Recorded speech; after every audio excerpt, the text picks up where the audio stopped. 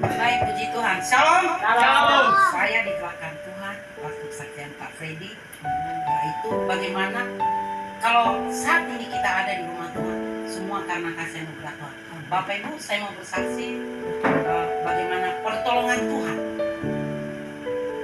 Sebenarnya kejadiannya hal kecil di mata manusia, tapi bagi saya itu sangat luar biasa pertolongan Tuhan ya. Bapak Ibu, tadi malam ada kejadian di depan tempat usaha saya, yaitu sejak masih kira-kira 2 kilometer dia sudah menabrak sepeda. Nah, dia menabrak sepeda lalu nabrak lagi di depan warung saya, usaha saya, orang ibu yang agak gemuk gitu. Nah, yang menjadi rasa syukur saya sama Tuhan yaitu bagaimana perlindungan Tuhan buat tempat usaha saya dan ditabrak, terutama buat cucu saya Emmanuel. Nah, dia malam-malam ternyata dibawa sama Aulia. Saya bilang kalau udah malam jangan dibawa. Nah, dia pas dibawa sudah kubayangkan dia itu secara manusia kalau dari secara manusia dari segi kejadian itu sebenarnya ini si mantan ini sudah kena tabrak, tapi saya percaya ini adalah perlindungan Tuhan ya, karena saya selalu genggam tangan kepada dia baik itu malam, baik itu pagi, dan yang terutama memang genggam tangan kepada anak penting, yang utama juga dari anaknya, dari pribadinya sejak masih kecil. Setiap dia bangun tidur, mau sekolah selalu berdoa. Kalaupun poinnya seperti tadi dia bangun tidur jam 10, lalu saya udah beraktivitas gitu ya. Pas dia bangun, saya udah ada di sampingnya tidur-tiduran karena ya saya udahin kok belum bangun, sekitar lopo gitu. Lalu dia bangun, lalu langsung ayo berdoa dulu. Saya bilang, ya aku berdoa pun. Sesudah dia berdoa, kami berdoa, bangun tidur, bersyukur sama Tuhan. Lalu dia cari bukunya, cari tuntutannya, janji ke bukunya. Ya, puji Tuhan, saya percaya ya ini adalah sangat pertolongan Tuhan bagi dia. Ya, kalau kebayangkan kejadian itu, Ramadan, Aulia yang tahu persis. Tapi yang kebayangkan itu biasanya dia ada di situ, ada di posisi yang harusnya dia ditabrak. Tapi puji Tuhan dia agak masuk ke dalam tempat usaha warung saya, lalu saya langsung gendong dia, langsung Noel yang duluan saya cari. Noel bagaimana? Karena dia masih kecil juga udah pesan suara, opung ada tabrakan. Saya itu nggak langsung baca waktu masih sebelum datang, tapi pas nyampe opung ada tabrakan, pesan suaranya. Lalu yang saya cari yang terutama dia. Lalu saya tanya Ramadan, tanya yang ada di situ. Puji Tuhan. Kesaksian Ramadan yang baru saja menjadi pengikut Yesus Kristus dan dibaptis sesuai dengan Markus pasal 16 ayat 16. Relakanlah dirimu dibaptis agar engkau selamat.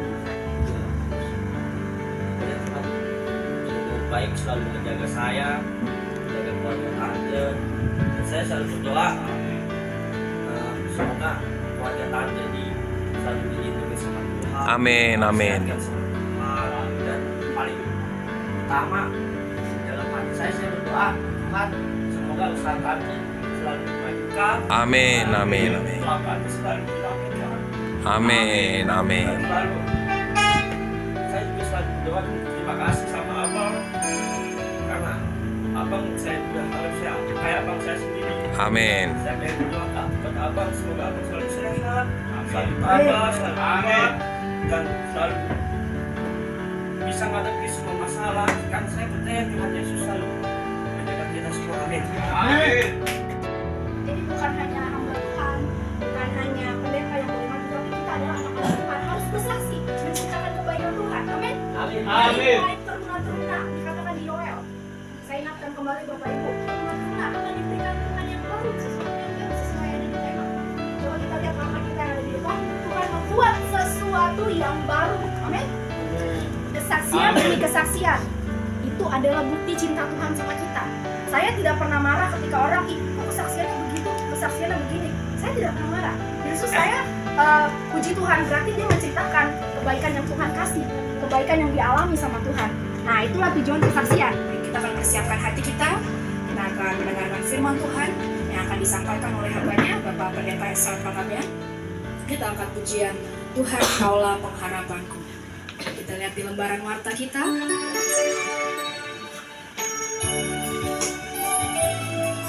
Biar terus Tuhan memberikan pengharapan, terus memberikan sesuatu yang baru yang datangnya daripada Tuhan. Kita lihat Tuhan Kaulah Pengharapanku. Tuhan, Kaulah pengharapanku. Ku percaya hanya kepadamu, Yesus. Kaulah perlindunganku, Engkau yang selalu ku puji.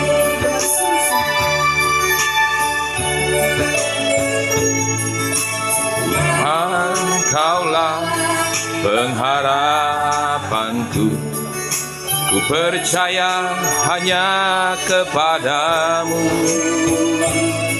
Yesus. Kaulah perlindunganku, Engkau yang selalu ku puji.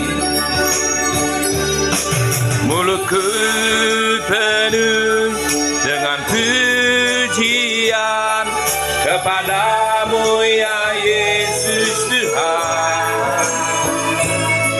Sepanjang hari ku beri penghormatan kepadamu ya Allah.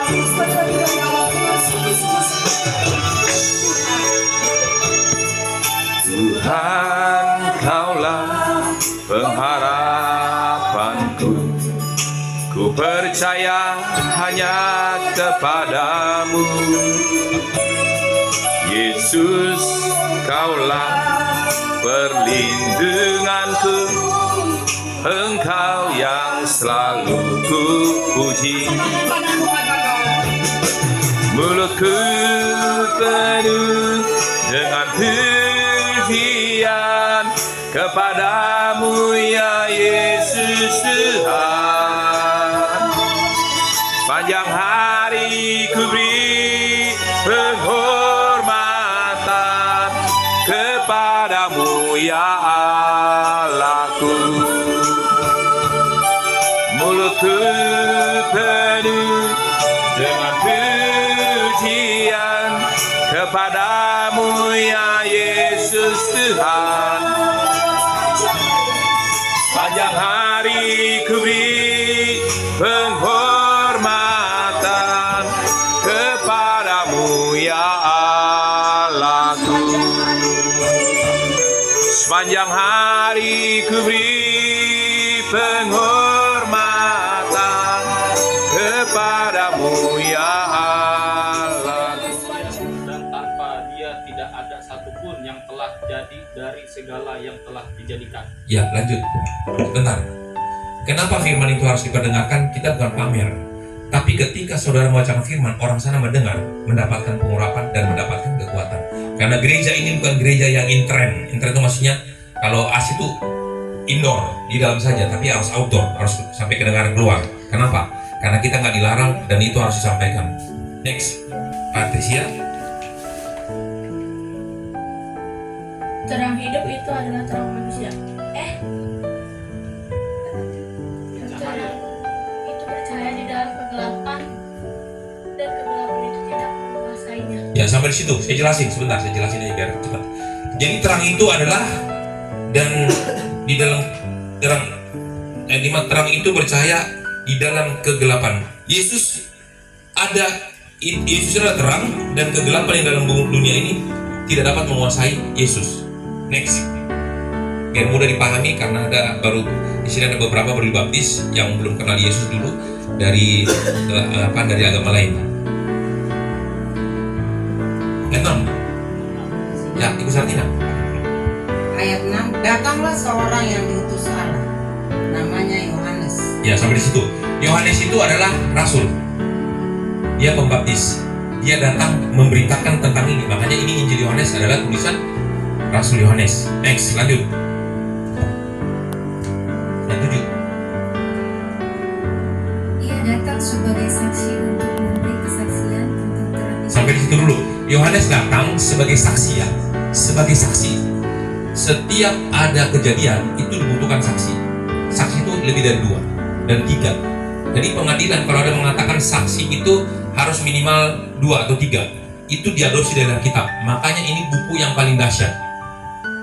Hukum apapun, hukum ekonomi, ilmu filsafat, apalagi ilmu biologi, semua diambil dari Alkitab. Makanya saudara harus lebih percaya Alkitab daripada pengetahuan yang lain.